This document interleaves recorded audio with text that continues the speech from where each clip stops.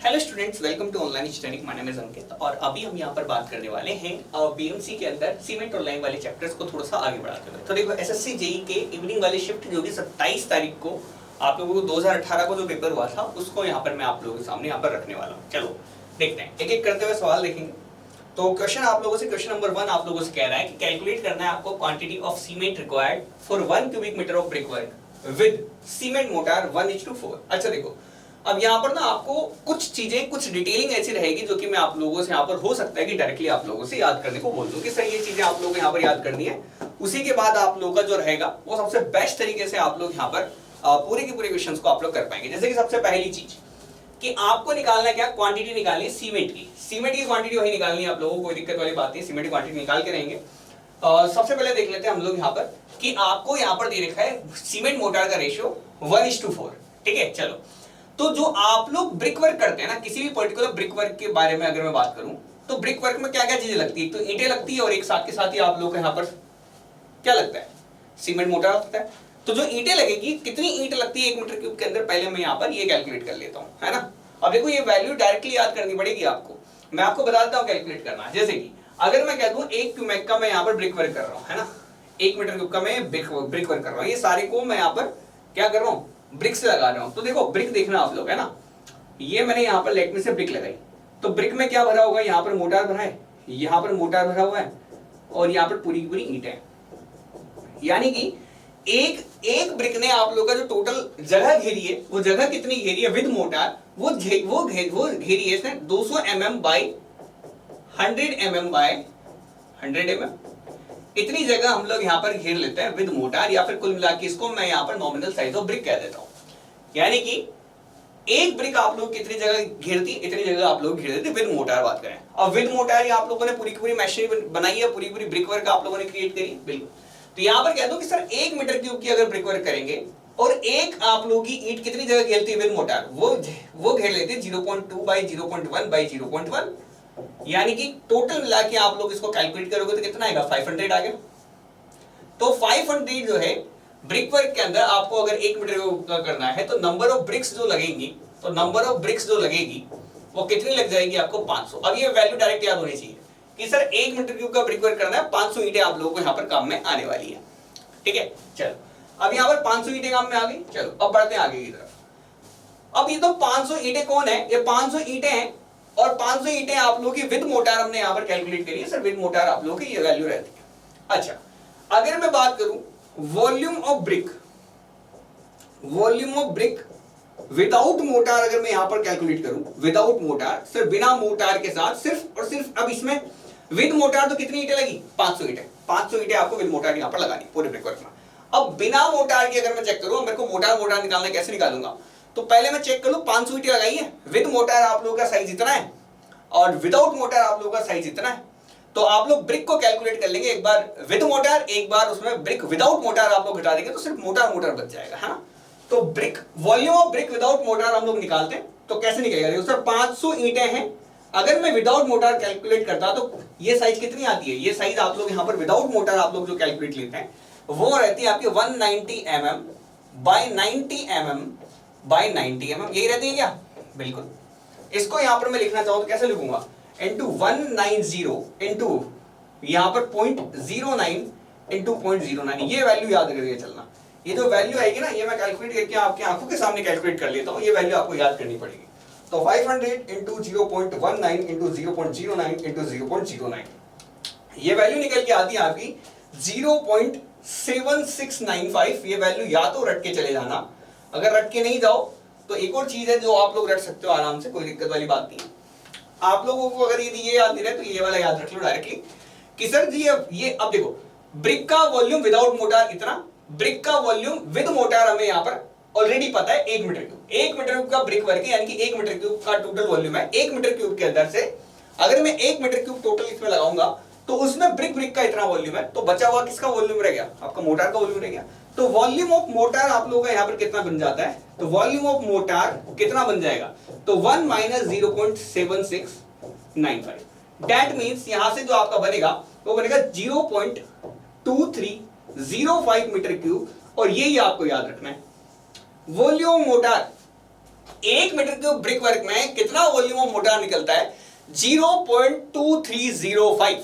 0.2305, ये वैल्यू आप लोग कतई ना भूलें, ये वैल्यू नहीं भूलना, कितना मोटार लगता है 1 मीटर क्यूब के अंदर? 0.2305।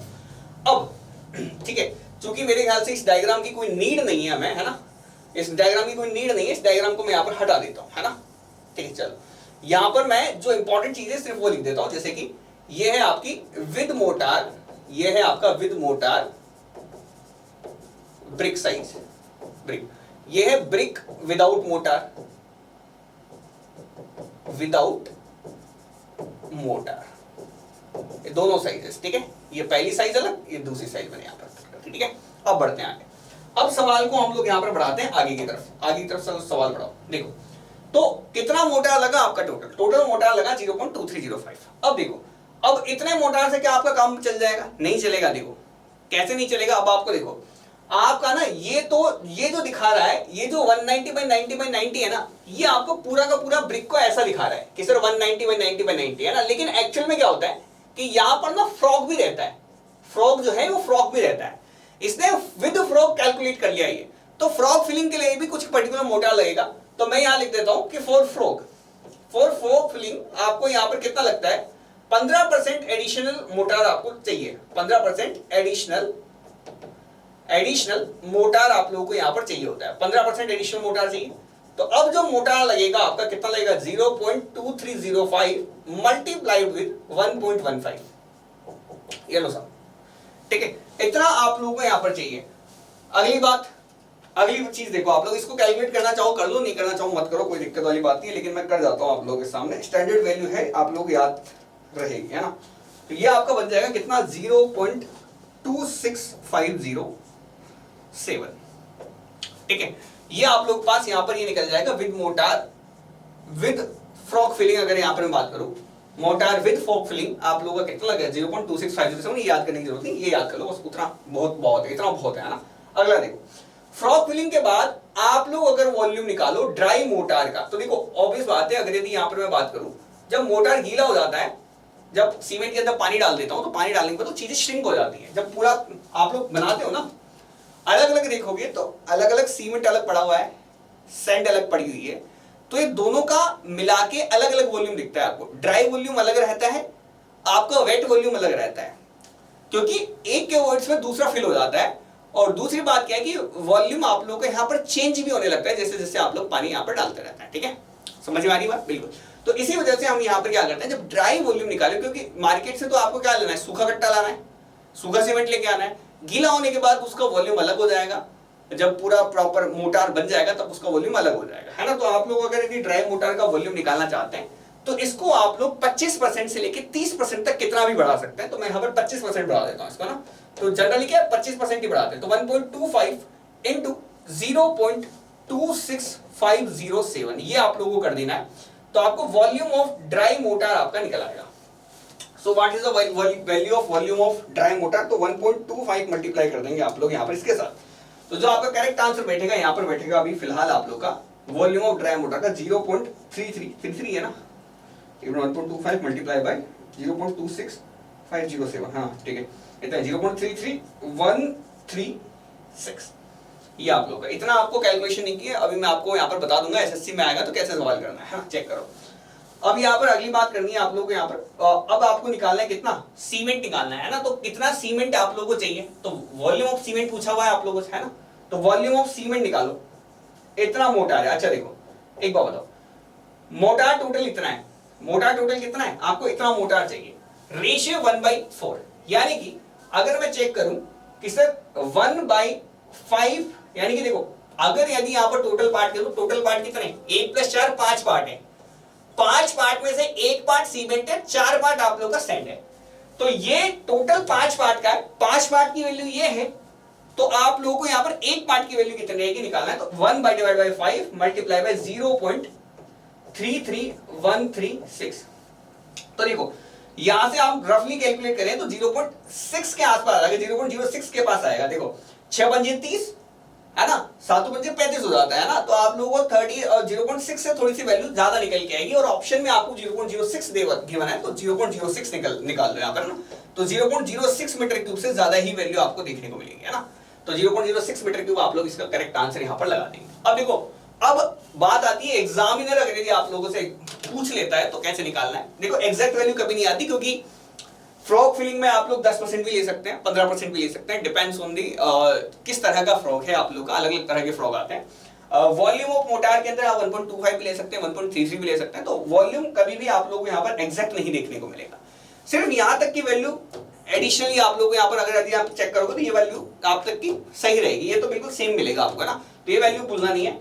अब आपसे पूछेगा यहाँ पर सवाल, आपने देखा तो अब एसएससी में कैसे सॉल्व करना है ये मैं आपको यहाँ पर बता देता हूँ। तो देखो एसएससी के पॉइंट ऑफ व्यू से अगर मैं बात करूँ तो देखेंगे, सबसे पहले आपको पता है कि सर 1/5 वाली वैल्यू रहेगी। देखो सर आपको जो सारी वैल्यू 1/5 आपको पता चल गई कि सर 1 पार्ट है, 1 पार्ट निकालनी, 5 पार्ट है, टोटल 1/5 आपने पहले कर दिया, है ना। अब देखना 1 मीटर क्यूब ब्रिक वर्क। अब देखो 1 मीटर क्यूब ब्रिक वर्क में से क्या निकालना है आपको, कैलकुलेट करनी है क्वांटिटी ऑफ सीमेंट। आपको मोटार की क्वांटिटी मैंने याद करने को बोला है, इनटू कर देना 0.2305, ठीक है।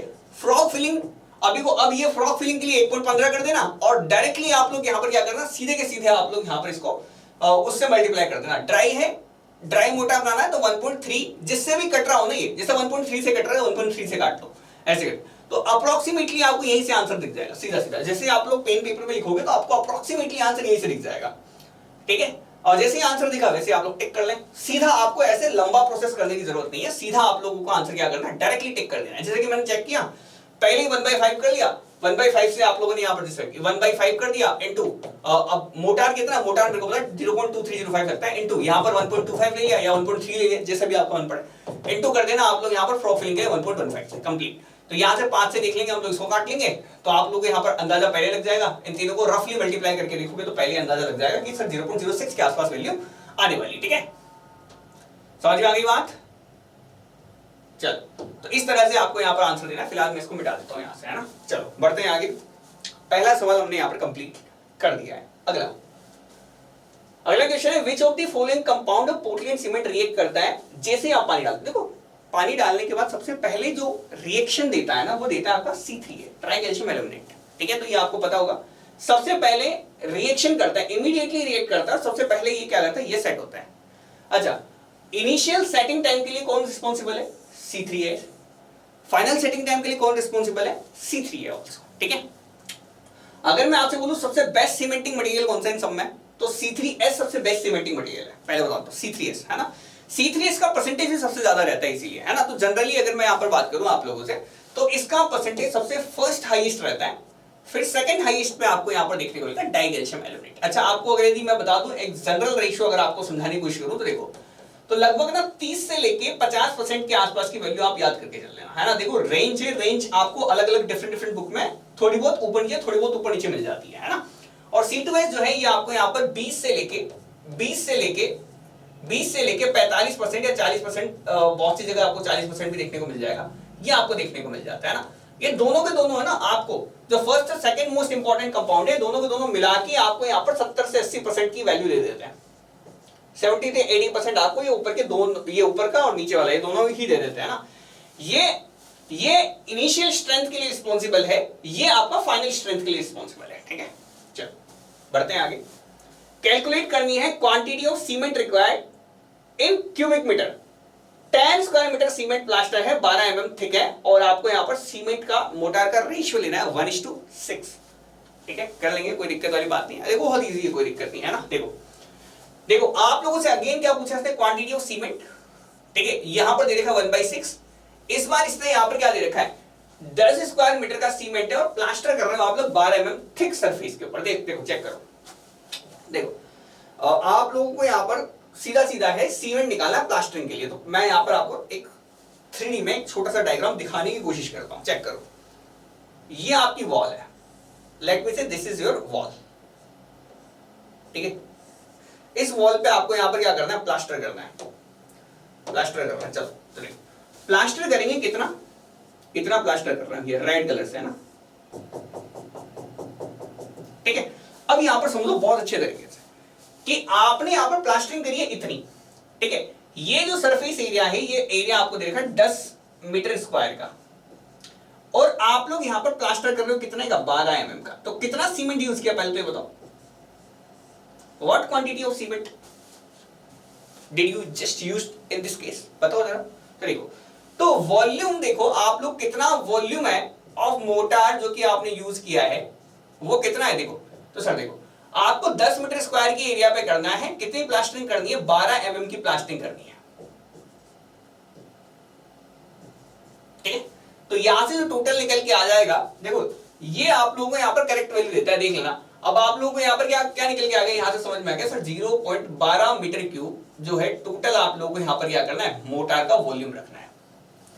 This is the volume of motor. अच्छा अब आपको अगर मैं ड्राई मोटार का ड्राई वॉल्यूम की बात करूं तो ड्राई वॉल्यूम के लिए कितना करते हैं, मोटार के ड्राई वॉल्यूम के लिए कितना परसेंट बढ़ाते हैं, अभी बोला 25% तो कम से कम बढ़ाना है। तो 0.12 का आप लोग 25% बढ़ाएंगे, कैसे करेंगे, 1.25 से मल्टीप्लाई कर देंगे, ठीक है। तो आप लोगों का मोटार कितना निकल के आ गया, यहां पर आप लोगों का निकल के आ गया ये पर्टिकुलर 0.12 इंटू 1.25 से लेके आप लोग यहाँ पर इसको थोड़ा सा ऊपर भी जा सकते हैं ना, इससे नीचे नहीं जाएंगे, 25% तो मिनिमम है जो कि बढ़ाना है आपको ना। तो वैल्यू अगर 25% बढ़ाऊंगा तो कितना आ गई, 0.15 मीटर क्यूब आ गई।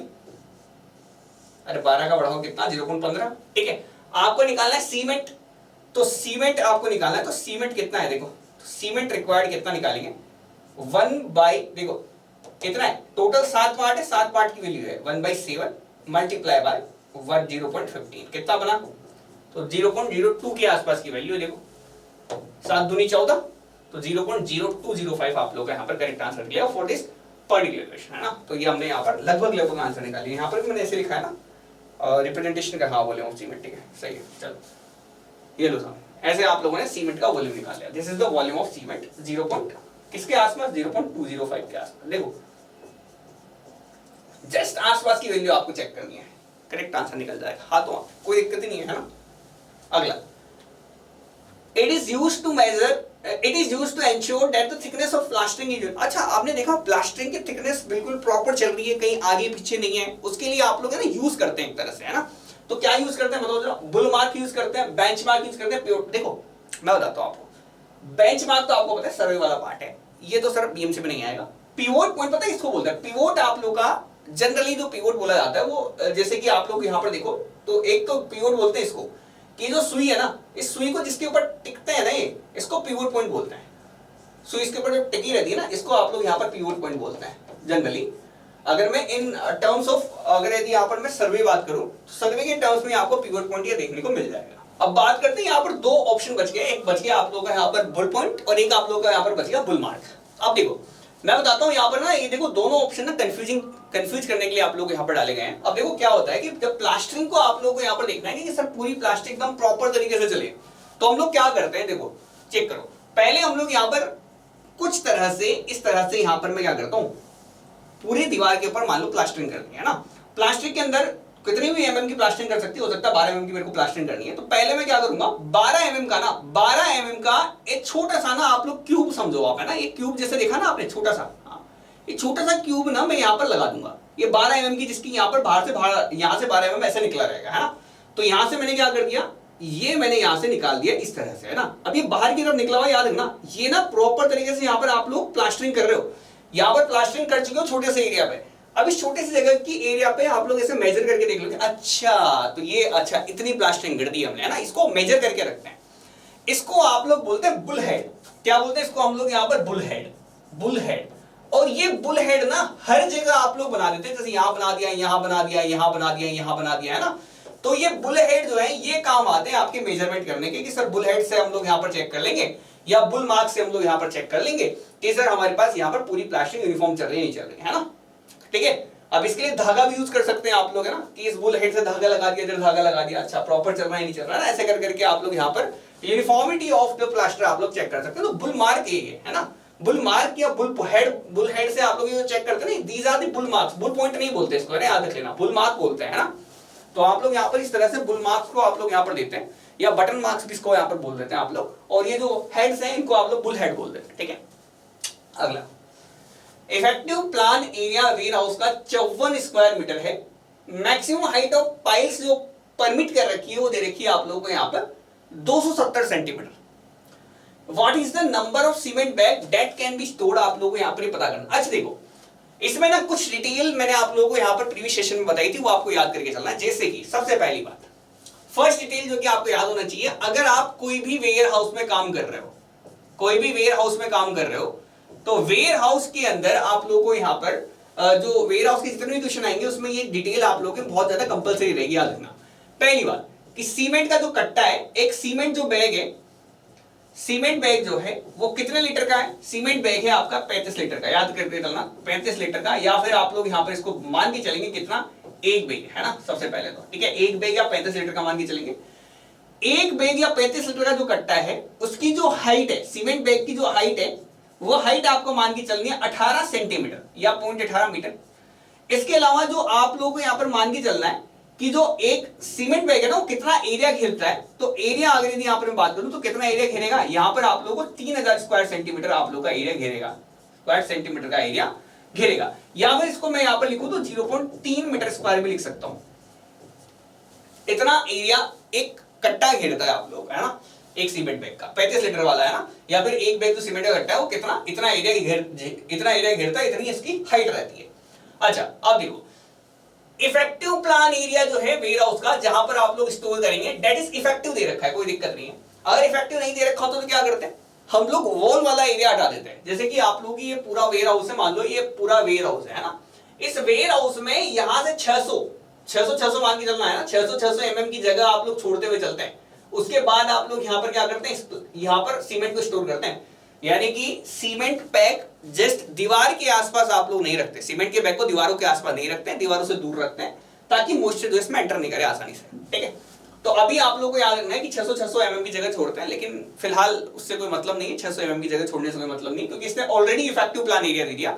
इफेक्टिव प्लान एरिया का मतलब है कि सर यहाँ पर अभी जगह नहीं छोड़नी है आपको, सीधा आप लोगों को यहाँ पर सारा मान के चलना है। चलो आपको दे दिया कि सर जो एरिया है वेयर हाउस का, वेयर हाउस की डिटेलिंग ले लेता हूं, तो एरिया ऑफ वेयर हाउस जो है ये आपको दे रखा है कितना, 54 स्क्वायर मीटर, ठीक है। यहां पर कितनी हाइट तक आप स्टोर कर सकते हो, हाइट ऑफ स्टोरेज कितनी दे रखी है आपको, यहां पर परमिट कर रखी है वहां पर 270, या देखो सब मीटर में चल रहा है तो उसको मीटर में कर दो, 270 सेंटीमीटर है, यहां पर मैं लिख देता हूं 2.7 मीटर है ना, 2.7 मीटर। अच्छा तो कितना वॉल्यूम आप लोग स्टोर कर सकते हैं बताओ जरा, तो यहां पर इतने एरिया में 54 इंटू 2.7 यहां पर मैं कर देता हूं, तो 54 को जब 2.7 से मल्टीप्लाई करके देखो, मैं तो फिलहाल जो है यहां पर इससे कर देता हूं, बाकी आप लोगों को करना उससे ही है, ये मेरा निकल गया 145.8 मीटर क्यूब, इतना आप लोग वॉल्यूम स्टोर कर सकते हो इसके अंदर। अच्छा वॉल्यूम ऑफ बैग आप लोगों को पता चल गया कितना, 0.3 इंटू एक बैग का वॉल्यूम है ना, volume of one bag, this is one bag volume, 0.3 into 0.18 कितना बना है यहां पर आप लोगों का 0.054 मीटर क्यूब। तो कितने बैग स्टोर हो जाएंगे बताओ जरा, ये वॉल्यूम ऑफ वेयर हाउस है, तो number of bag stored check कर लो, number of bags to be stored कितना बन गया आप लोग का 145.8 डिवाइड कर लो आप लोग 0.054 से, कितना बना देखो, तो डिवाइड बाय करूंगा 0.054 से, तो मेरे को यहाँ पर आंसर निकल के आ रहा है मेरा 2700 बैग, ठीक है।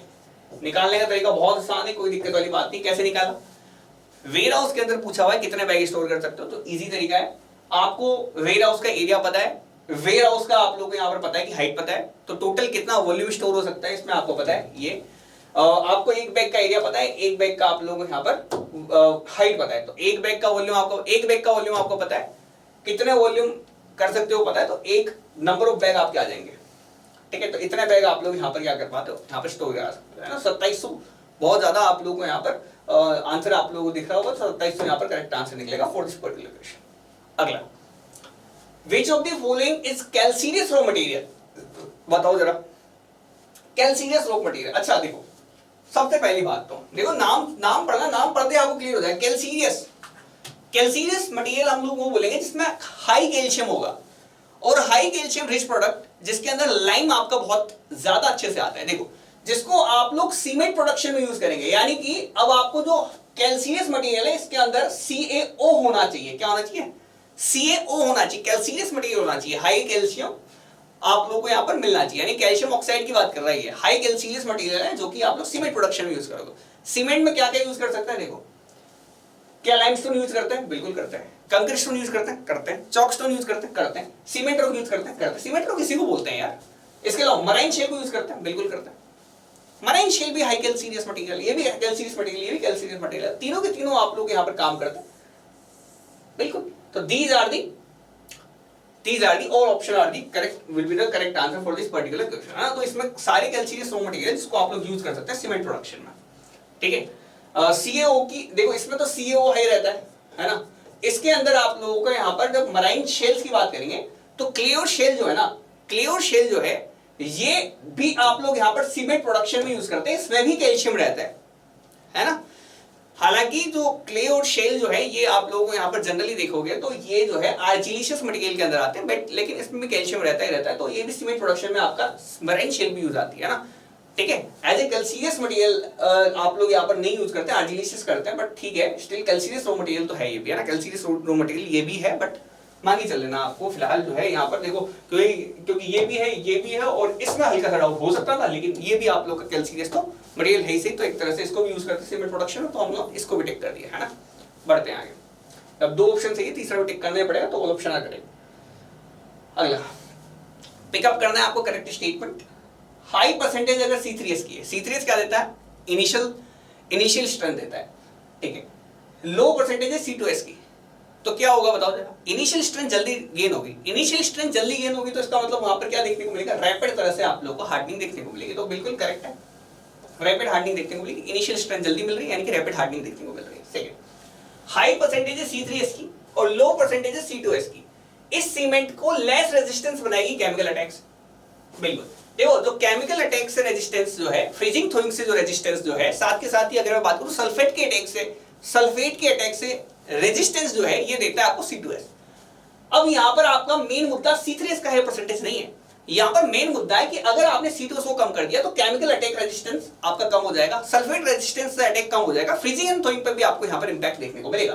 तो ऑब्वियस बात है, ये वाला स्टेटमेंट भी होना बिल्कुल एक्जेक्टली करेक्ट। थर्ड, अगर C3S का लो परसेंटेज है तो यानी कि अब आप लोगों को यहां पर इनिशियल स्ट्रेंथ नहीं मिलेगी, और C2S हाई है, C2S सबसे लेट आप लोगों को रिएक्ट करता है, सबसे लेट रिएक्ट करता है, तो यहां पर आपको स्लो तरह से आपको पूरा प्रोसेस देखने को मिलेगा, यानी कि सी ऑप्शन में करेक्ट है, यानी कि D all option are the correct. For construction of structure in sea water the cement generally preferred is two. अब देखो मैं आपको बताता हूं, अगर मान लेता हूं कि इसमें एक और ऑप्शन दिया है ई, सल्फेट रेजिस्टिंग सीमेंट, ठीक है, समझना आप। इसी में मैं 3 सवाल बताऊंगा आपको। पहला, for construction of structures in sea water the cement generally preferred is two. देखो सीधी सीधी बात है कि अगर यदि आपको सी वाटर में काम करना है, कहां काम करना है? सी वाटर। सी वाटर का मतलब मराइन कंडीशन, मराइन कंडीशन का मतलब बहुत ज्यादा साल्ट, बहुत ज्यादा सल्फेट। सल्फेट कंडीशन में अगर आपको काम करना है तो आप लोग जो आंसर लगाएंगे वो लगाएंगे सल्फेट रेजिस्टिंग सीमेंट। अगर यदि यहां पर ऑप्शन मेंशन है आपका सल्फेट रेजिस्टिंग सीमेंट, तो आपको पता है कि सॉल्ट्स वाली कंडीशन के अंदर सबसे मेजर दिक्कत दिखा आप लोगों को यहां पर सल्फेट, और सल्फेट रेजिस्टिंग सीमेंट को आप लोग लगा देंगे, मराइन कंडीशन के लिए सबसे सूटेबल है। बट अगर ये सारे ऑप्शन गिवन है तो आपका sulphate resisting cement is the correct answer, but ये ऑप्शन में नहीं है। अब देखो, अब अगर यदि यहां पर आपसे सवाल बोल देता है कि सर यहां पर जो है सी वाटर की जगह अंडर वाटर लिख दे, सी वाटर की जगह अंडर वाटर लिख दे। देखो सवाल चेंज कर रहा हूं मैं, सवाल नंबर 2 पढ़ना। सवाल नंबर 2 में आपको सी वाटर नहीं कह रहा, सवाल नंबर 2 में कह रहा है आपसे अंडर वाटर कंस्ट्रक्शन करना है आप लोगों को। अब कौन सा सीमेंट काम में लोगे? देखो आप लोग को अंडर वाटर सीमेंट का अंडर वाटर कंस्ट्रक्शन करना है और बिल्कुल नॉर्मल कंडीशन है, तो आप क्विक सेटिंग सीमेंट आप लोग करेक्ट आंसर लगाओगे, तो quick setting cement is the correct answer, ठीक है। बट सवाल ये भी नहीं है आपका। सवाल अब आप लोगों का पूछ रहा है सर सी वाटर कंडीशन में, मराइन कंडीशन के अंदर, अब मैं यहां पर कौन सा आंसर टिक करूं? देखो मराइन कंडीशन के अंदर सबसे जो मेजर दिमाग आप लोगों को लगाना है वो लगाना है केमिकल अटैक रेजिस्टिंग कैपेसिटी। इन तीनों में से केमिकल अटैक रेजिस्टिंग कैपेसिटी किसकी ज्यादा अच्छी है? किसकी ज्यादा अच्छी है? तो पीपीसी की ज्यादा अच्छी है, तो यहां पर पीपीसी आंसर निकलेगा। बता देता हूं, इस क्वेश्चन में कंफ्यूज हो जाओगे, आप लोगों को दिक्कत नहीं आ जाए, इसलिए मैं पहले क्लिक करके बता रहा हूं कि तीनों जो सवाल हैं, तीनों सवाल अलग अलग तरह से पूछ रहे हैं, तीनों का अलग अलग आंसर आएगा, अलग अलग तरह से आपको देखना है। तो पीपीसी यहां पर करेक्ट आंसर क्यों है, केमिकल और सल्फेट रेजिस्टिंग कैपेसिटी इसकी बेटर है इन दोनों से, तो यहां पर करेक्ट आंसर इसमें निकल के आएगा। इसमें नन ऑफ दीज कभी भी आंसर नहीं लगाना है आप लोगों को, नन ऑफ दीज आंसर कभी मत लगाना इस तरह के क्वेश्चन में, जिसमें सीमेंट दे दे इस तरह से नन ऑफ दीज दे दे, इसमें मत लगाना है। ऐसे ऐसे में कुछ ना कुछ आंसर लगा के आ जाना है आप लोगों को। पहले बता देता हूं कि यहां पर ये इन तीनों में से ही आंसर लगाना है, इसको आंसर लगाना ही नहीं है आप लोगों ने। अगला देखो, compound constituent of cement abbreviated by C3। C3 को कैसे रिप्रेजेंट करते हैं, तो ट्राइकैल्शियम एल्यूमिनेट, मेरे ख्याल से सबको पता है, ये आप लोग C4AF को बोलते हैं। ट्राइकैल्शियम नहीं है, C4AF तो नहीं है, ये ट्राइकैल्शियम के एल्यूमिना फेरेट है ना, नहीं। आप लोग ये C3S को बोलते हैं, ये आप लोग C2S को बोलते हैं, और ये नहीं दे रखा आपको ना, ये आपको बस एक ही नहीं दे रखा है इसमें, यहाँ पर C4AF। C4AF को भी देख लेना, C4AF होता है आपका टेट्रा कैल्शियम एल्यूमिनो फेरेट, ठीक है, ये आपका एब्रीविएशन है, ये आप लोगों को यहां पर याद रखना है ना। चलो अगला, what is the percentage of sulphur trioxide in ordinary Portland. अच्छा एक बात बताओ, मैंने आपको बताया हुआ सल्फर की जो वैल्यू है, सल्फर ओपीसी के अंदर हम लोग सल्फर को जो लिमिट करते हैं, देखो चाहे सल्फर ट्राइऑक्साइड लिख दे, सल्फर लिख दे, कोई दिक्कत नहीं है ना। सल्फर जो है आप लोग का ज्यादा नहीं होना चाहिए, 2.75% से, this is the maximum limit. क्योंकि सल्फर क्या देता है, सल्फर आपके सीमेंट को साउंडनेस देता है, क्या देता है, साउंड बनाता है, ये आपकी साउंडनेस की कैरेक्टरिस्टिक्स को दिक्कत देता है, यानी कि अनसाउंड बनाता है आप लोगों को, है ना, अनसाउंड बनाता है, क्या बनाता है, अनसाउंड बनाता है ना, ये हमको अनसाउंड बनाता है। अनसाउंड का मतलब वॉल्यूम चेंज होगा, वॉल्यूम चेंज होगा, है ना, तो साउंडनेस की प्रॉपर्टी आपको वॉल्यूम चेंज दिखाती है ना, ठीक है। तो यहाँ पर आपको याद रखना कि ये जो है आप लोगों को यहाँ पर साउंडनेस देता है, या ये हमारे उसको अनसाउंड बनाता है, ठीक है। चलो देखो चेक करो, तो यहाँ पर आपको ध्यान रखना है कि 2.75% इज द लिमिट, तो 1 से लेकर 2% आप लोगों का करेक्ट आंसर निकलेगा, सी ऑप्शन होगा करेक्ट आंसर। अगला, डीप वेल की लाइनिंग करनी है, तो आप लोग क्या काम करेंगे, कौन सा सीमेंट काम है, डीप वेल। अब मेरे ख्याल से सबको ना यहाँ पर लग रहा होगा आंसर कि सर जो है या तो पीपीसी काम में ले लेंगे, ब्लास्ट फर्नेस ले लेंगे, या ऑयल वेल ले लेता हूँ। ऑयल वेल का तो नाम ही नहीं सुना आपने, हाँ? ऐसा नहीं है, मैंने पढ़ाया हुआ है प्रॉपर तरीके से लेक्चर के अंदर, ऑयल वेल सीमेंट को अलग से डिस्क्राइब करके बताया, पूरा प्रॉपर बताया। इसके अलावा भी 8-10 अलग अलग तरह के सीमेंट्स, उनको भी मैंने यहाँ पर अलग से होता है, जिसमें ऑयल वेल सीमेंट को मैंने स्पेशली बताया था आपको। ये देखो ऑयल वेल सीमेंट क्या है, इसकी डेंसिटी रहती है वेरी हाई, बहुत ज्यादा हाई डेंसिटी का आपको यहाँ पर देखने को मिलेगा। इसके अंदर ना हम लोग सीमेंट की स्लरी बनाते हैं। अब वो डीप वेल वाली कंडीशन में क्या दिक्कत आती है कि जैसे मान लो मैंने कुआं खोद दिया, या फिर आप लोगों से कभी कहते हैं ना कि आप लोगों को तेल के कुओं के अंदर काम करना, लाइनिंग करनी तेल के कुओं के अंदर, ताकि तेल जो है प्रॉपर तरीके से बाहर एक्सट्रैक्ट कर पाए आप लोग। तो उसमें भी हम लोग यहाँ पर क्या करते हैं, सीमेंट की स्लरी आप लोग यहाँ पर बनाते हैं ना, इस जगह सीमेंट, तो सीमेंट की स्लरी को डायरेक्ट डाल देते हैं आप लोग, तो सीधी दीवारों पर चिपक जाए। तो इसकी कैरेक्टरिस्टिक्स बताता हूं मैं आपको। इसकी कैरेक्टरिस्टिक्स है कि आप लोग जब भी ऑयल वेल के अंदर काम करोगे या डीप ट्यूबवेल में काम करोगे, तो डीप ट्यूबवेल में जितना नीचे जाओगे ना अर्थ के, उतना ज्यादा टेम्परेचर हाई है, तो आपको यहाँ पर हाई टेम्परेचर्स देखने को मिलेंगे, और हाई टेम्परेचर्स होने की वजह से आपको बहुत ज्यादा दिक्कत भी देखने को मिल जाती है कि सर जो नॉर्मल सीमेंट है वो आपका विथस्टैंड नहीं कर पाता। तो आप लोग हाई डेंसिटी के सीमेंट स्लरी बनाते हैं जिसके सेल्फ कंपैक्टिंग कैरेक्टरिस्टिक्स रहे, क्योंकि नीचे जाके आप लोग यहाँ पर इसको पुट नहीं करने वाले, ऊपर से सीधा स्लरी फेंकेंगे, वो ऑटोमेटिकली अपने आप को कंपैक्ट करके डेंस बनाए, डेंसिफाइड फॉर्म में आप लोग यहाँ पर पूरा प्रॉपर बना दे, इस तरह से लाइनिंग कर दे। तो लाइनिंग के लिए आप लोग यहाँ पर बेसिकली काम में लेते हैं, और ये आप लोगों का जो सीमेंट रहता है that cement is oil well cement, है ना। ऑयल वेल्स के अंदर जनरली काम में लिया जाता है, तेल के कुओं से जब आप तेल एक्सट्रैक्ट कर रहे होते हो तो वहां पर जनरली काम में लेते हैं। और आप लोग यहाँ पर चेक करें तो ये ना लाइनिंग के लिए डीप ट्यूबवेल पे भी काम में लिया जा सकता है, ठीक है। समझ में आ गई बात, बिल्कुल। तो ऑयल वेल सीमेंट इसका करेक्ट आंसर निकलेगा, है ना।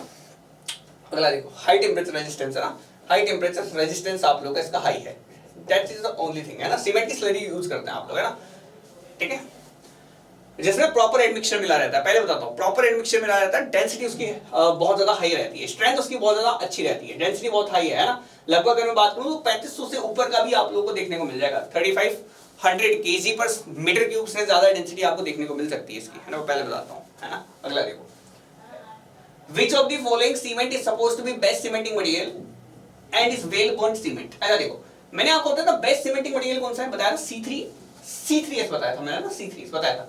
और ये ना वेल बर्न्ट भी है, और मैं बता दूं इसे सबसे ज्यादा हाईएस्ट अमाउंट में मिलता है आपको, है ना। इसीलिए आप लोग यहाँ पर जब चेक करते हैं, जब हम सीमेंट का बॉक कंपाउंड चेक करते हैं, सबसे ज्यादा हाईएस्ट जो रेशियो निकल के आता है वो C3S का निकल के आता है ना। तो C3S is the best cementing material.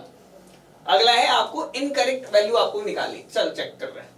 Even a small percentage of mica if present considerable lowers the tensile strength and the adversely affect the compressibility। देखो ये मेरे ख्याल से आप लोगों को यहाँ पर याद भी होगा कि माइका जो होता है ना, वो माइका आप लोगों के लिए बुरा सब्सटेंस है। अगर यदि आप लोगों के पास बिल्कुल भी थोड़ा बहुत भी अगर यदि आपका है ना माइका मौजूद हो गया, तो माइका ना आप लोगों को बहुत ज्यादा क्या करता है, कंप्रेसिव स्ट्रेंथ को as well as tensile strength को आप लोगों को यहाँ पर अफेक्ट कर देता है। तो पहला स्टेटमेंट तो बिल्कुल सही है, मोटार में बिल्कुल माइका नहीं होना चाहिए, है ना।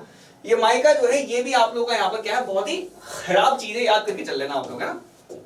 अगला second, it required about twice as much cement to produce mortar of given strength when fine sand is used as it does with the coarse sand। अच्छा एक बात बताओ, दो तरह की सैंड है, ठीक है, एक मोटी सैंड है, एक आपकी बारीक सैंड है, फाइन सैंड और ये सैंड। अच्छा एक बात बताओ, किसके अंदर प्रॉपर पैकिंग मिलेगी आपको, वॉइड का वॉल्यूम किसमें कम मिलेगा, वॉइड का वॉल्यूम बोल रहा हूं, नंबर ऑफ वॉइड्स नहीं बोल रहा हूं, वॉइड वॉल्यूम बोल रहा हूं। तो ऑब्वियस बात है यार, दो इसको चेक करोगे और दो इनको फिट करोगे और इसके बीच में आप सीमेंट जब डालोगे और इसके बीच में सीमेंट जब डालोगे तो इसमें गैप रह जाता है, इसकी डेंसिटी लोअर्स मिलती है आपको।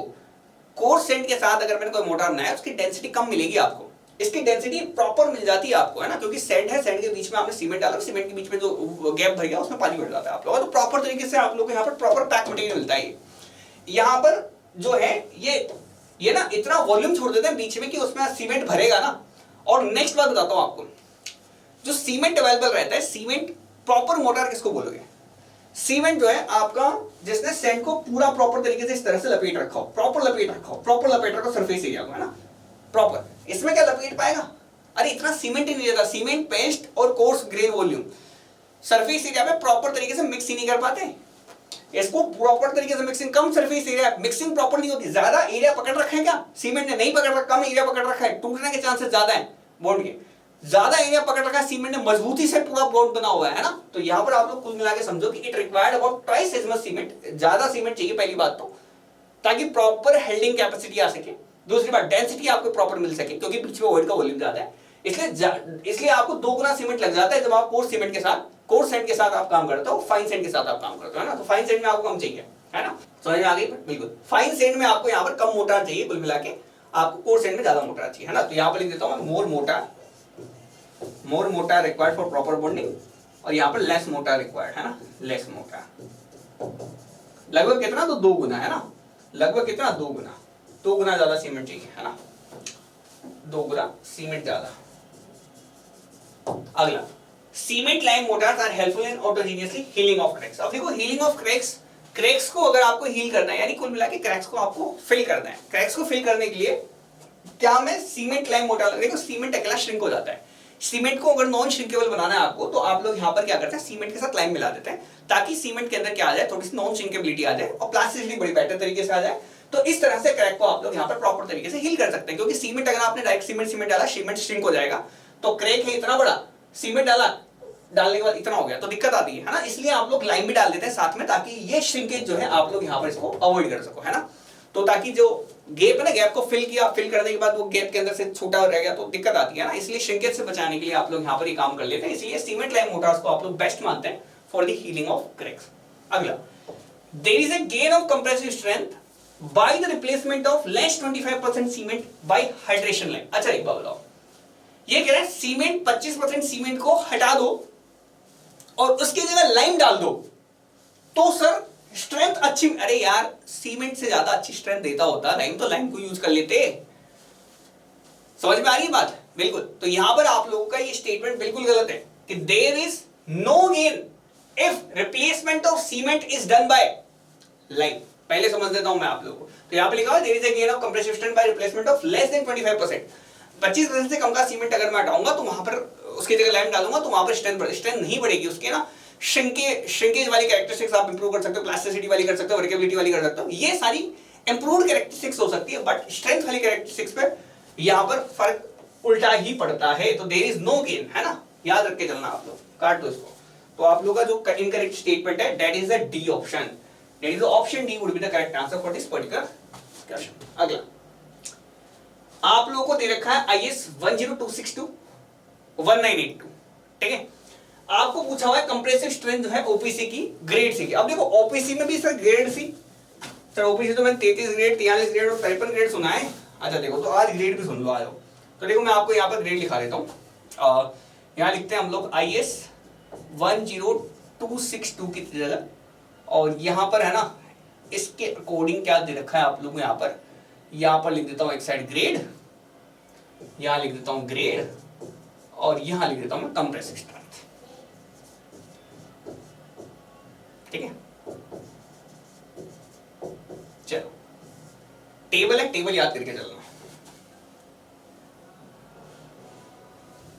चलो सबसे पहले लिखो, देखो सबसे पहले देखो, सबसे पहले ग्रेड लिखो, grade A, grade B, grade C, grade D, grade E, grade F, A B C D E F, है ना, ये ग्रेड्स हैं। वैल्यूज में लिख देता हूं। अगला वैल्यूज देखो, वैल्यूज है यहां पर 31.9 से लेके 36.8 मेगा पास्कल, सारी मेगा पास्कल में है ना, याद रखते चलना है, these are in mega pascal only, है ना। यहां पर 36.8 से 41.7, 41.7 से 46.6, 46.6 से 51.4, 51.5 है सॉरी, 51.5। अगली आपको याद रखनी है यहाँ पर कि 51.5 से 56.4, और यहाँ पर आपको याद रखनी 56.4 से 61.3। अब वैल्यू कैसे याद करोगे, ये तो मैं आप लोगों को यहाँ पर सिर्फ इतना बोल सकता हूँ आप लोगों को कि आपको अगर याद करनी है तो आप लोग इसको बराबर बराबर से याद कर ले। जैसे कि देख लो 32 से 37, 37 से 42, ऐसे याद कर सकते हो आप, जनरल एक आइडिया लगा सकते हो आप लोग, है ना। तो आप लोगों से पूछा कितना हुआ है, इसने पूछा हुआ है यहाँ पर कि ग्रेड सी की स्ट्रेंथ लगभग कितनी है, तो आपको याद होना चाहिए 42 से लेकर 47 तक है ना, 42 से 47, तो 42 से 47 को उसमें आ रहा है, कौन सा रहा 42 से 47 आपको ये दिख रहा है बी ऑप्शन, तो बी ऑप्शन आपका करेक्ट आंसर निकल जाएगा फॉर दिस पर्टिकुलर क्वेश्चन, ठीक है। तो आप लोग यहाँ पर लगा देंगे इस सवाल के लिए कौन सा आंसर सही लगा देंगे, तो इसके लिए आप लोग बी ऑप्शन सही लगा देंगे, ठीक है। तो याद रख लेना, है ना। तो इसको याद करने का तरीका ये है कि अगर ऐसे याद नहीं हो तो ऐसे याद कर लो, 32 से लेके 37 ऐसे याद कर लो, है ना, ठीक है। और यहाँ पर कर लो 37 से लेके 42, फिर यहाँ पर कर लो 42 से लेके 47 याद, फिर आप लोग यहाँ पर 47 से लेके कर लो याद, क्या 51.5 याद करना पड़ेगा यहाँ पर, हाँ। तो यहाँ पर आप लोग याद कर लो 51.5 से आप लोग को यहाँ पर 56.5, और ये 56.5 से 61 तक, ऐसे याद कर लो, है ना। ऐसे वैल्यू देखो, वैल्यू तो ऐसे याद करनी पड़ेगी आपको, है ना। 5-5-5 का गैप है यहाँ पर, समझ लो 5-5-5 का गैप है, तो ये तीनों याद रह जाती है वैल्यू, तीनों चारों वैल्यू याद रह जाती है। 5-5-5 का गैप लगाते चल लो, 32 से याद कर लो, 5-5-5 का गैप है, लगभग आपको रेंज दे देगा, रेंज के आसपास आप आंसर टिक कर पाओगे, और क्या 32 से चालू है, ग्रेड ए से चालू है, 32 से चालू है, खत्म कहानी है ना। 33 ग्रेड से चालू होता है, आप 32 से चालू करोगे, है ना। 33 ग्रेड का यार ओपीसी 33 ग्रेड से चालू होता है, 32 से चालू कर दो, 32 से चालू करिए, 5-5-5 बढ़ाते चले जाओ, बस खत्म कहानी। अगला the autoclave test is used to determine the Portland cement. अच्छा बताओ ऑटोक्लेव टेस्ट क्यों काम आता है, देखो मैं बताता हूँ आपको कि साउंडनेस जो है ना वो 3 चीज की वजह से आती है, एल, एस और एम की वजह से। क्या चीज, साउंडनेस। साउंडनेस की प्रॉब्लम 3 चीजें क्रिएट करती है, लाइम, सल्फर और साथ के साथ ही मैग्नीशियम, ठीक है। अच्छा लाइम की अगर साउंडनेस निकालनी है तो इसके लिए जो आप टेस्ट कर सकते हो वो कर सकते हो ली चैटलियर टेस्ट, ठीक है। मैग्नीशियम के लिए जो टेस्ट करते हैं वो टेस्ट का नाम है आपका ऑटोक्लेव टेस्ट, है ना। अब देखो ये ऑटोक्लेव टेस्ट ना आपको लाइम की भी वैल्यू दे देगा, ये लाइम के लिए भी किया जा सकता है, कोई दिक्कत वाली बात नहीं है। सल्फर के लिए आपके पास कोई टेस्ट अवेलेबल नहीं है, इसीलिए हम लोग यहाँ पर सल्फर को 2.75% से ज्यादा आप लोग यहाँ पर नहीं जाने देते। सल्फर इज रिस्ट्रिक्टेड टू 2.75%, है ना, याद करके चलना। लाइम के लिए टेस्ट है आपके पास, मैग्नीशियम के लिए टेस्ट है आपके पास, बस आपके पास किसके लिए टेस्ट नहीं, आपके पास सल्फर के लिए टेस्ट नहीं है ना। टेस्ट आप लोग कौन सा लिचिएटली कर लोगे, लाइम के लिए लिचिएटली भी हो सकता है, ऑटोक्लेव भी हो सकता है। मैग्नीशिया के लिए सिर्फ ऑटोक्लेव होगा, है ना, ठीक। और मैग्नीशिया का टेस्ट तभी आप लोग कर पाओगे जब मैग्नीशिया की वैल्यू 3% से ज्यादा हो, है ना। ये टेस्ट ऑटोक्लेव टेस्ट आप लोग तब कर पाएंगे जब आपका 3% से ज्यादा आपके पास यहाँ पर मैग्नीशिया दिख जाए आपको, है ना। तो यहाँ पर लिख देता हूं मैं यहाँ पर कि ऑटोक्लेव टेस्ट आप लोग साउंडनेस के लिए करते हो। साउंडनेस का मतलब होता है एक्सपेंशन, साउंडनेस का मतलब ही एक्सपेंशन होता है ना, बताया हुआ है, इतनी बार बताया हुआ है ना आप लोगों, इतने सेशन में बता दिया इतनी बार। अगला देखो, बाइंडिंग मटेरियल मोटार के अंदर क्या क्या है। अच्छा देखो, एडमिक्सचर क्या होता है, एडल्ट्रेंट क्या होता है, पेस्ट क्या होता है। देखो मैट्रिक्स बताता हूं। देखो सीमेंट के साथ अगर मैं पानी मिलाऊं तो जो सीमेंट के साथ जो पानी का जो पेस्ट बनेगा उसको आप लोग यहां पर क्या बोलते हैं, सीमेंट पेस्ट या सिर्फ पेस्ट बोलते हैं। सीमेंट के अंदर पानी मिलाओ तो जो जेल बनेगा ना उसको आप लोग क्या बोल देंगे, यहां पर सीमेंट पेस्ट बोल देते हैं। तो सीमेंट प्लस पानी इसको बोलेंगे आप लोग यहां पेस्ट। आपसे पूछा है सीमेंट को क्या बोलेंगे, आपसे बोला हुआ है सीमेंट को क्या बोलेंगे। बाइंडिंग मटेरियल को सिर्फ सीमेंट को क्या बोलेंगे, है ना। या सीमेंट हो सकता है, लाइम भी हो सकता है, कोई दिक्कत नहीं, उसको क्या बोलेंगे अलग से क्या बोलेंगे, है ना। जैसे बाइंडिंग मटेरियल में कुछ भी हो सकता है, सीमेंट हो सकता है। साथ ही आप लोग अभी जो नया प्रोडक्ट यूज कर रहे हैं उसके अंदर हम एस्फाल्ट यूज कर रहे हैं, एस्फाल्ट हो सकता है। इसके अलावा आप लोग यहाँ पर लाइम को यूज कर सकते हैं। तीनों के तीनों बड़े अच्छे तरीके से आपके बाइंडिंग मटेरियल्स हैं। एडल्ट्रेंट क्या बोलते हैं, एडल्ट्रेंट आप लोग एग्रीगेट को बोलते हैं, एग्रीगेट को एडल्ट्रेंट बोलते हैं। एडमिक्सचर जो है आप लोग के एक्स्ट्रा मटेरियल होते हैं जो कि प्रॉपर्टी को, जो भी प्रॉपर्टी है सीमेंट की उसको एनहेंस करने के काम आते हैं। तो ये आपके काम आते हैं एनहेंस करने के प्रॉपर्टी। तो एनहेंसमेंट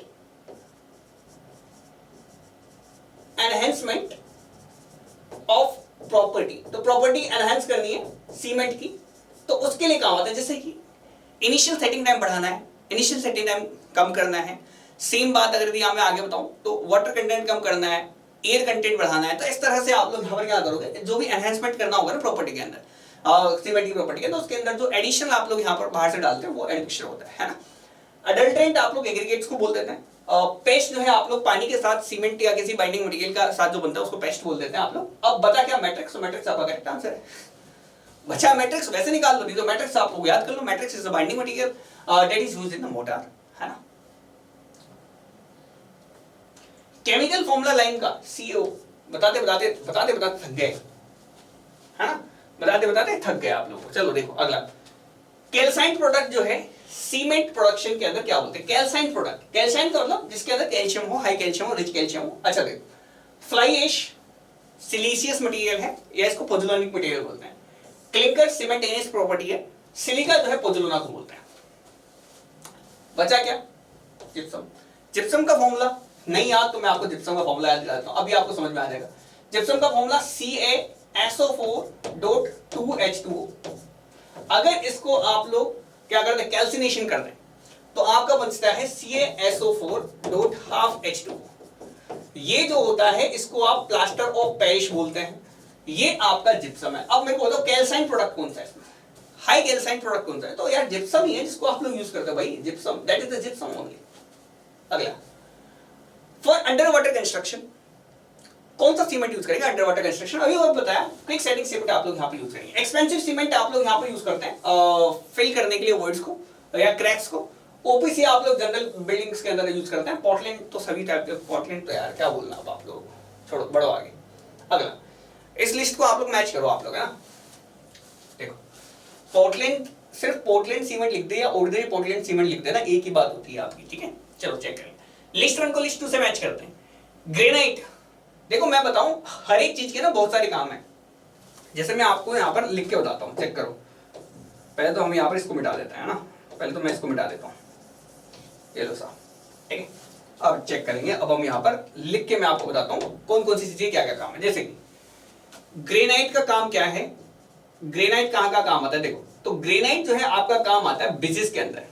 जितने भी हैवी इंजीनियरिंग वर्क्स रहते हैं, जैसे कि ब्रिजेस के अंदर आप लोग काम में लेते हैं, पायर्स के अंदर जनरली काम में लेते हैं, अब्यूटमेंट के अंदर जनरली काम में लेते हैं, पायर्स के अंदर, अब्यूटमेंट्स के अंदर।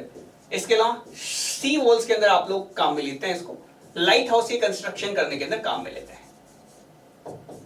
लाइट हाउस का मतलब, लाइट हाउस का मतलब लाइट हाउस है जो मराइन कंडीशंस के अंदर जो लाइट हाउसेस बने रहते हैं ना, देखा होगा, जीटीए खेला होगा, वाइस सिटी, सैन एंड्रियास है ना, उसमें लाइट हाउस देखे होंगे, ऐसे भी देख लिए होंगे यार, बट ठीक है गेम्स वगैरह में भी देखे होंगे आप लोग ना, वो लाइट हाउस ही कह रहा हूँ। अरे ये उस लाइट हाउस की मत समझना, एक ही लाइट हाउस है वो, लाइट हाउस एक वर्ड है वो। लाइट स्पेस हाउस मत समझना कि सर हाउस का वेट कम करना, अरे वैसा नहीं है, हाउस का वेट कम नहीं करना, लाइट हाउसेस की बात कर रहे हैं हम, है ना। तो वहां पर ग्रेनाइट के अंदर काम आते हैं। अगला आ गया आपका मार्बल। मार्बल क्या क्या काम आएगा, देखो मार्बल से आप लोग बहुत सारे काम करते हैं, जैसे कि जितने भी फेमस मॉन्यूमेंट्स हैं आपके बने हुए हैं मार्बल से, सोना संगमरमर की ये दीवारें। चलो आगे बढ़ो, आगे देखो। नेक्स्ट बात फ्लोरिंग के अंदर काम में लेते हैं, ठीक है। नेक्स्ट चीज डेकोरेटिव पर्पज से आप लोग यहाँ पर काम में लेते हैं जनरली, और डेकोरेटिव कह दो या ऑर्नामेंटल वर्क्स आप लोग को यहाँ पर बोल देता है, एक ही बात है ना, या ऑर्नामेंटल वर्क्स एक ही बात है ना। अगला है आपका लाइमस्टोन।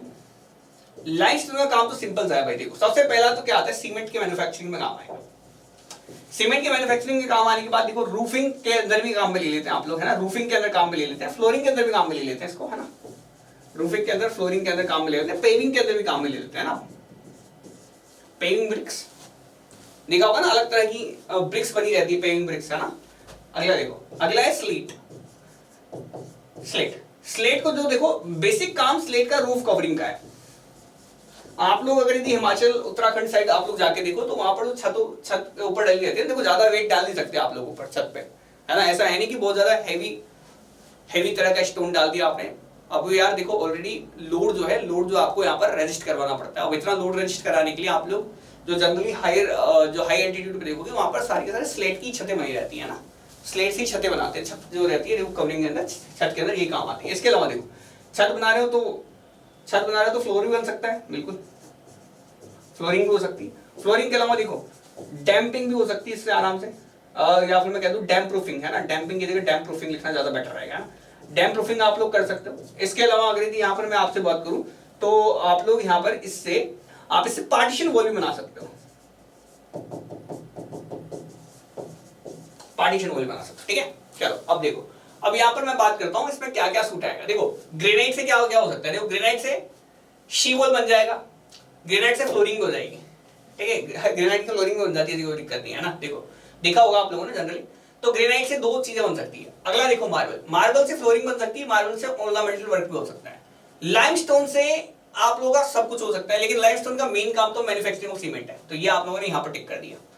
तो आपको सी में तो 4 रखना है, सी में 4 रखते हैं, वैसे तो ऑप्शन टिक हो गया आपका, ये बंद तो ऐसे गया।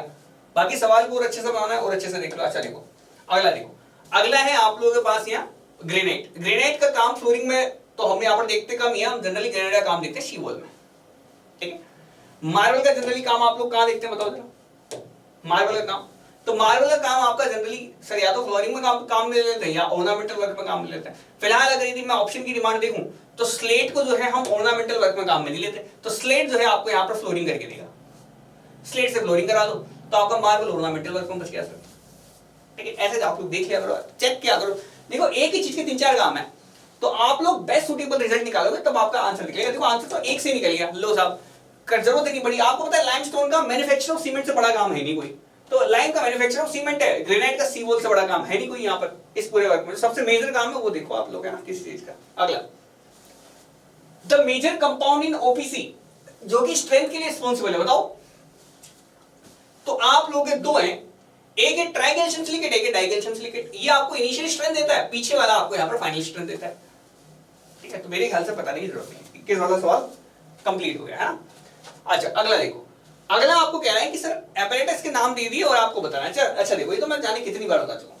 विकेट एपरेटस क्या काम आता है, देखो सेटिंग टाइम निकालने का काम आता है। ये देखो ये सेटिंग टाइम आपका, ये विकेट एपरेटस, ठीक है। कलर मैच करा देता हूं आप लोगों का ना। अगला लीच एटलियर एपरेटस क्या काम आता है बताओ। लीच एटलियर एपरेटस आपको साउंडनेस निकालने का काम आएगा, ये लो साहब कलर मैच करा दिया। अगला देखो, अगला ब्रिकेट मेथड आप लोगों को क्या काम होता है, टेंसाइल स्ट्रेंथ टेस्ट निकालने का मतलब ब्रिकेट मेथड कंप्लीट हो गया। एयर परमिबिलिटी टेस्ट ये भी कराया हुआ है आप लोगों को, ऐसी बात नहीं है। एयर परमिबिलिटी टेस्ट आपका क्या काम आता है, आपका फाइनेंस निकालने का मतलब कंप्लीट है। तो A3 B1 A3 B1 C4 और साथ साथ D2। अगला इसमें से ओपीसी का कौन सा ग्रेड नहीं है, तो देखो 3 ही ग्रेड चलते हैं ओपीसी में, एक चलता है 33, एक चलता है 43, एक चलता है 53। 63 ग्रेड नहीं चलता आपका, है ना, 63 ग्रेड नहीं चलता आप लोग।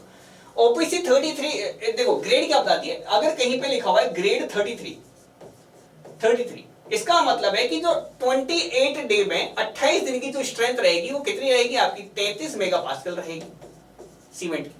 अगर आपसे कहते हैं ग्रेड 43 का मतलब 28 दिन में आपको 43 मेगापास्कल की तो स्ट्रेंथ मिलेगी मिलेगी, ये कम से कम, this is the minimum strength, 28 day minimum strength, minimum कम से कम इतनी स्ट्रेंथ तो आपको 28 डे पे आपको मिल जाएगी, है ना। अगर आपको कहे 53 ग्रेड, इसका मतलब है कम से कम 53 मेगापास्कल की स्ट्रेंथ आपको देखने को मिलेगी। मेगापास्कल को आप लोग न्यूटन पर एमएम स्क्वायर से भी आप लोग यहाँ पर डिनोट करा देते हैं, है ना। अगला अगला है आपको इनकरेक्ट स्टेटमेंट आपको यहाँ पर उठाना है नेचुरल पोजोनोवा के इफेक्ट के हिसाब से। चलो चेक करो incorrect statement in case of effect of natural pozzolana. पहला, heat of hydration of pozzolana higher है then the low heat cement. अच्छा बताओ,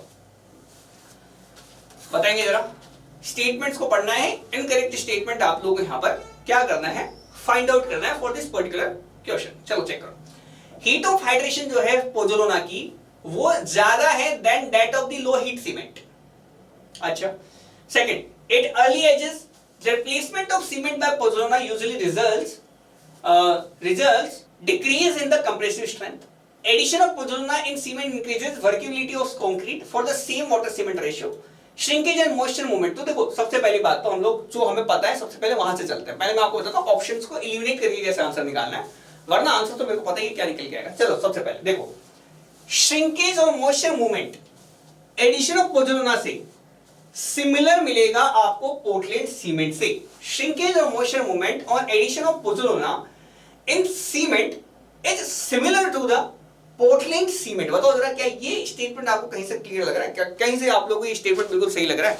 तो देखो मैंने आपको बताया हुआ है कि श्रिंकेज कैरेक्टरिस्टिक्स के अंदर जैसे ही आप पोज़ोलाना को ऐड करोगे श्रिंकेज आप लोगों का कम हो जाएगा, एज वेल एज जो मॉइस्चर मूवमेंट है दैट मींस ब्लीडिंग की बात कर रहे हैं, ब्लीडिंग की वैल्यू भी आप लोगों को यहाँ पर इंप्रूव्ड देखने को मिलेगी that of the Portland cement, यानी कि ओपीसी से आपको बेटर क्वालिटी मिलती है पोज़ोलाना के एडिशन पर। तो ये वाला स्टेटमेंट ना बिल्कुल सही है, डी स्टेटमेंट आप लोग यहाँ पर बिल्कुल आप लोग यहाँ पर सही मान के चले कि ये आप लोगों को यहाँ पर जो है सॉरी ये स्टेटमेंट बिल्कुल गलत हो जाएगा, है ना, ये उल्टा कह रही है ना। तो इनकरेक्ट स्टेटमेंट आपका यहाँ पर डी देखने को मिलेगा। अब बात रहेगी, देखो अब बाकी सारे देख लो, पोज़ोलाना का एडिशन इन सीमेंट इंक्रीज करता है वर्केबिलिटी, बिल्कुल करता है, for the same water cement ratio. क्यों करते हैं वर्केबिलिटी इंप्रूव? क्योंकि आप लोगों ने सीमेंट से भी बारीक मटेरियल उसके अंदर डाल दिया, तो प्रॉपर तरीके से डेंसिफाइड हो गया। तो पहले इतनी जगह लगानी पड़ती थी आपको उठा के, अब इतनी जगह लगानी पड़ रही है आप लोगों को ना, क्योंकि डेंसिफाइड उसने प्रॉपर तरीके से पूरे फॉर्मेट को कर दिया, वॉल्यूम में अंदर रिडक्शन देखने को मिलेगा और प्रॉपर तरीके से आप लोग यहाँ पर काम कर पाएंगे। तो आप लोग यहाँ पर मान के चल रहे हैं और लेस हीट ऑफ हाइड्रेशन भी निकलेगी, तो इस वजह से वर्केबिलिटी आप लोग यहाँ पर इंप्रूव हो जाएगी। तो इंप्रूवमेंट इन वर्केबिलिटी तो आपको नजर आएगा, करेक्ट स्टेटमेंट है। At early ages the replacement of cement by pozzolana result करता है डिक्रीज इन कंप्रेसिव स्ट्रेंथ। तो ये मैंने बताया आप लोगों को कि सर शुरुआत वाले दिनों में आपको यहाँ पर पोज़ोलाना जो है आपने डाला है, पोज़ोलाना तब तक रिएक्ट नहीं करेगा जब तक आप लोगों को यहाँ पर, देखो मैंने बताया भाई ये बात प्रीवियस सेशन बताई थी कि पोज़ोलाना रिएक्ट करता है आप लोगों को किससे, पोज़ोलाना का मतलब हाईली सिलिशियस एंड एल्यूमिनियस मटेरियल जिसमें सिलिका बहुत हाई रहता है ना। जब तक आप लोग का सीमेंट जो है पानी से रिएक्ट करके CaOH का होल ट्वाइस नहीं बना लेता, कैल्शियम हाइड्रेट नहीं बना देता, तब तक आपका इस सिलिका का कोई लेना देना नहीं है। इसके बाद ये सिलिका इसके साथ रिएक्ट करेगी और कैल्शियम सिलिकेट हाइड्रेट जेल बनाएगी आप लोगों को, है ना, CHS जेल बनाएगी और इसी जेल की बदौलत आप लोगों को यहाँ पर स्ट्रेंथ मिलती है। तो इनिशियल में क्या रहेगा, इनिशियल में जो सारी स्ट्रेंथ रहेगी वो CaOH की होल ट्वाइस की रहेगी, लेकिन जब ये सिलिका इससे ऐड करेगा, देखो पहले जब तक ये वाली रिएक्शन कंप्लीट हो जाती है ना, CaO प्लस H2O, इससे जब तक आपका CaOH का होल ट्वाइस नहीं बन जाता तब तक पूरा होल ट्वाइस है यार, ये मैंने गलत लिख दिया है ना, तब तक ये नहीं बन जाता, तब तक आप लोगों की ये रिएक्शन चालू नहीं होगी, और जब तक ये रिएक्शन चालू नहीं होगी तब तक आप लोगों की स्ट्रेंथ नहीं मिलेगी आपकी कंक्रीट को। तो आप लोग ये मान के चले कि शुरुआत में तो आपको ये देखने को मिलना है, तो रिप्लेसमेंट ऑफ सीमेंट जब आप लोग करोगे पोज़ोलाना से, तो स्टार्टिंग में तो आपको उतनी स्ट्रेंथ नहीं मिलेगी जितनी ओपीसी की मिलनी चाहिए, लेकिन बाद में आपको जब CHS जेल जैसे बन जाएगा वैसे वैसे अच्छी स्ट्रेंथ आपको मिलने लगेगी। तो बिल्कुल करेक्ट, अर्ली एजेस में आप लोगों को यहाँ पर नहीं मिलती, लेकिन बाद में तो आपको सेम मिलेगी। हीट ऑफ हाइड्रेशन जो है पोज़ोलाना की वो थोड़ी सी हायर है लो हीट सीमेंट की। देखो लो हीट सीमेंट जो है ना, उसका नाम से आप लोग बिल्कुल क्लियरली समझ जाओ कि इसकी हीट बहुत ज्यादा लो निकलेगी। पोज़ोलाना की भी लो होती है लेकिन उतनी लो नहीं होती जितनी आप लोग लो हीट सीमेंट की होगी, तो स्लाइटली आपको हायर देखने को मिलेगी, पर देखने को मिलेगी, है ना। तो ये स्टेटमेंट बिल्कुल सही है, तो डी ऑप्शन यहाँ पर करेक्ट आंसर निकलेगा इस पर्टिकुलर क्वेश्चन का, ठीक है। अगला, which of the following type of lime is manufactured, देखो 2020 के अंदर सवाल पूछा हुआ है, पहले देख लो। Which of the following type of lime is manufactured by burning marble, white chalk, calcareous tufa, pure limestone, seashell and coral। अब देखो बताओ जरा। देखो आपको बाकी सब पता हो नहीं पता हो, दो तीन चीजें पता है। प्योर लाइमस्टोन के बर्न करने से, व्हाइट चौक के बर्न करने से क्या मिलता है? देखो हाइड्रेटेड लाइम क्या होता है, हाइड्रोलिक लाइम क्या होता है, फैट लाइम क्या होता है, लम्प लाइम क्या होता है, चारों बताता हूं। देखो लम्प लाइम, जैसे ही आप लोग यहां पर कहते हो कि जैसे ही भट्टी से मेरा लाइम बाहर आया तो वो डली के फॉर्मेट में रहता है, तो हम लोग उसको लम्प लाइम बोलते हैं, है ना। जब भट्टी से जस्ट बाहर आएगा ना तो उसको लम्प के फॉर्मेट में आपको लाइम मिलेगा, that is the lump lime. Lump lime तो लम्प लाइम एक कॉमन टर्म है, ठीक है। अगला, अगर यदि मान लो कोई भी तरह का किसी भी तरह का लाइम हो, लाइम के अंदर जैसे मैं पानी मिलाऊंगा तो रिएक्शन होगी, रिएक्शन होगी, इसको आप लोग बोलते हैं हाइड्रेशन ऑफ लाइम। और जो लाइम मिलेगा आपको वो मिलेगा हाइड्रेटेड लाइम, यानी कि लाइम के अंदर पानी ऐड हो गया। यानी कुल मिला के कुछ नहीं है, अगर मैं CaO की रिएक्शन करा रहा हूं, CaO प्लस H2O, तो ये जो CaOH का होल ट्वाइस बनेगा, इसको आप लोग हाइड्रेटेड लाइम बोलते हैं।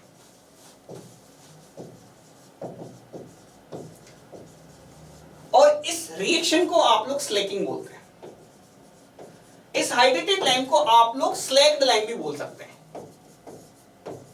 यानी कि लाइम के अंदर जैसे ही पानी मिलाया तो जो रिएक्शन हुई उसको स्लैकिंग बोलेंगे, और जो लाइम मिला उसको हाइड्रेटेड लाइम या स्लैक्ड लाइम बोलेंगे, ठीक है। समझ में आ गई? बिल्कुल। अब ये कह रहा है कि अगर आपने बर्न किया है सबको, रिएक्शन करा पानी से रिएक्शन नहीं करा, यानी कि हाइड्रेटेड लाइम वाला ऑप्शन गलत हो गया, है ना। अब भट्टी से बाहर निकाला नहीं हमने, भट्टी से बाहर निकले हुए लाइम को नहीं बोल रहा इसने, मैन्युफैक्चरिंग ऑफ लाइम बोला इसने। भट्टी से चाहे आप दूसरे से भी निकालोगे ना, आप प्योर वाले से नहीं निकालो, व्हाइट चौक के अलावा आप कंक्रीट स्टोन से निकालोगे तब भी आप उसको लंप लाइम बोलोगे। तो ये भी कॉमन टर्म हो गया, ये भी कॉमन टर्म हो गया, तो ये दोनों के दोनों तो आप लोग के ऑप्शन नहीं होंगे।